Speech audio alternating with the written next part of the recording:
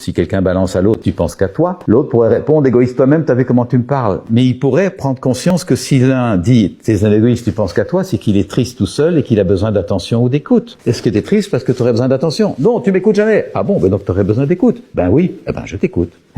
Voilà. Et on a gagné un temps précieux. Je prends plus l'attitude de l'autre contre moi, je la prends comme l'expression de quelque chose qu'il vit et qu'il a besoin que je comprenne. C'est de l'humanité. On va créer du nous. Ça, c'est un des enjeux majeurs de la communication non violente. Comment va-t-on créer du nous?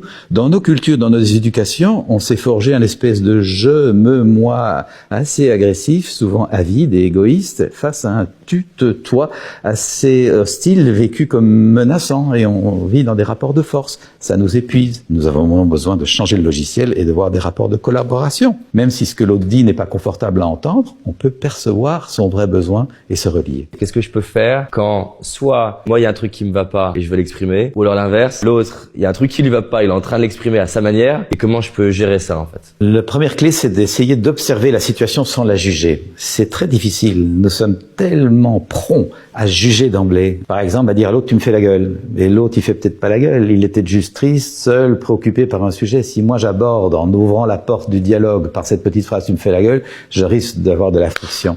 Donc, comment est-ce que je peux nommer ce que je vois sans juger? C'est un travail, hein. Donc, tenter de faire une lecture objective de ce qui se passe, c'est la première clé pour éviter de déraper dès le début du dialogue. Si je dis à mon gamin, il y a de nouveau du bordel plein ta chambre, ben, il n'y a pas beaucoup de chances qu'il écoute mon besoin d'ordre. Parce que je l'ai pris à rebrousse. Parce que lui, peut-être, et en plus, il a déjà rangé tous ses CD et il est très fier de ce qu'il a fait. Donc, ce sera précieux d'essayer de nommer ce qui se passe. Tiens, je vois la couette sur le sol ou le linge sale sur le tapis. Je nomme les faits sans juger. Après, il y a plus de chances, pas toutes les chances, qu'il entende que je me sens peut-être fatigué, que j'ai besoin d'aide et de réciprocité dans les tâches, et que je vais peut-être lui demander est-ce que tu serais d'accord de faire ta part et de ranger ton linge. Ça peut paraître simple pour les auditeurs d'entendre ça comme ça, mais je vois combien ça transforme des vies, simplement parce qu'au lieu de s'empoigner dès le départ, on essaye de cohabiter avec bien-être, avec chaleur.